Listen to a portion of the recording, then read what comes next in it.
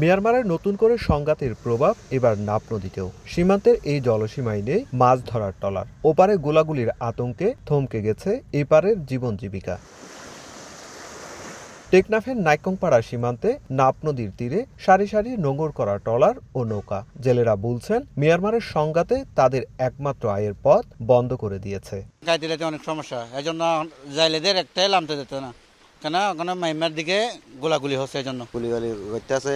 জাইলারা মাছ মারতে যাইতে পারে নাই। মাইমার বুম মারতেছে নিয়ে, এদের নিয়ে আমাদের অনেক সমস্যা। এই সমস্যার সরকারের মাধ্যমে আমরা সমাধান চাই, এটা সমাধান হলে আমাদের একটু ভালো।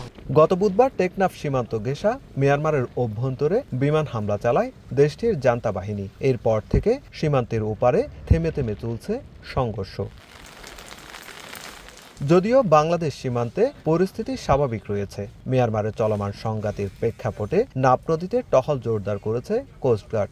একইভাবে অনুপ্রবেশ ঠেকাতে সীমান্ত জুড়ে বাড়ানো হয়েছে নজরদারি। চলমান পরিস্থিতিতে সম্ভাব্য রোহিঙ্গা অনুপ্রবেশ ও অন্যান্য যে কোনো অনাকাঙ্ক্ষিত ঘটনা প্রতিরোধে নাফ নদী ও সীমান্ত সংলগ্ন জলসীমায় টহল এবং গোয়েন্দা নজরদারি জোরদার করা হয়েছে। আমরা সর্বদা সতর্ক অবস্থা আছি এবং আমরা সর্বোচ্চ চেষ্টা করে যাচ্ছি এই সীমান্তের পবিত্রতা রক্ষা করে সীমান্তের নিরাপত্তা নিশ্চিত করার জন্য। নতুন করে মিয়ানমারের রাখাইনে সংঘাতে বান্দরবনের নাইক্ষ্যংছড়িতেও সতর্ক অবস্থানে রয়েছে বিজিবি।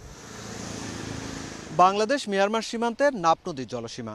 সীমান্তের ওপারে নতুন করে সংঘাত শুরু হওয়ায় যার আঁচ এসে পড়ছে এপারে। যদিও সীমান্ত পরিস্থিতি এখন স্বাভাবিক রয়েছে, তারপরও রোহিঙ্গা অনুপ্রবেশ এবং যে কোনো পরিস্থিতি মোকাবেলায় সর্বোচ্চ সতর্ক অবস্থানে রয়েছে বিজিবি ও কোস্টগার্ড। টেকনাফের নাইক্যংপাড়া সীমান্ত থেকে সুজাউদ্দিন রুবেল, সময় সংবাদ, কক্সবাজার।